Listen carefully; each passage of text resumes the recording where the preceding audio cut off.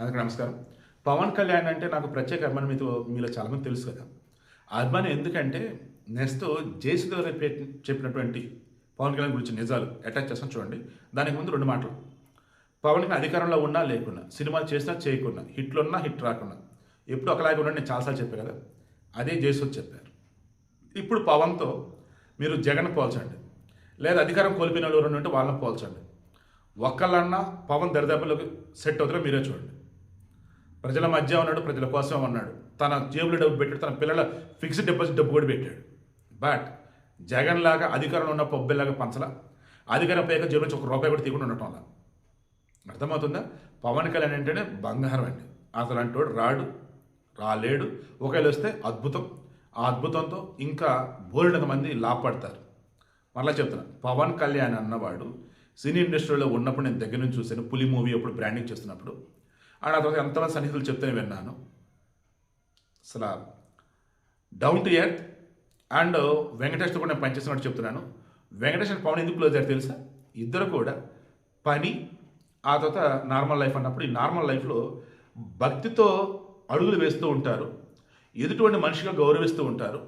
పశుపక్షాదులను కూడా వారి సమంగా అనలేను, కానీ ఈ భూమి మీద వాటికి బయటగా హక్కు ఉందన్నట్టుగా భావిస్తూ ఉంటారు.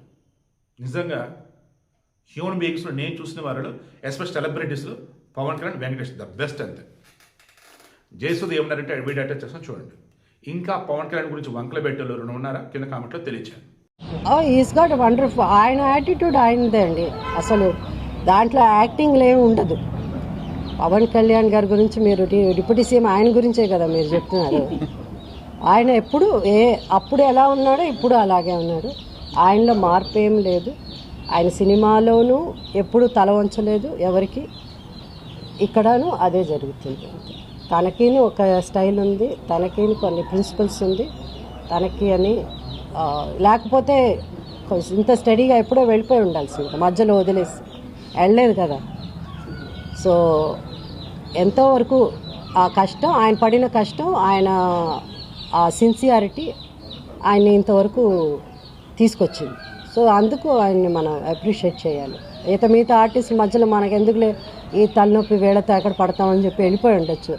ఆయన సినిమాలో యాక్ట్ చేస్తానంటే ఆయనకి ఎంతైనా ఏదైనా ఇవ్వడానికి రెడీగా ఉన్నారు సినిమా ప్రొడ్యూసర్స్. సో అవన్నీ కూడా వదులుకొని ఆయన అంటే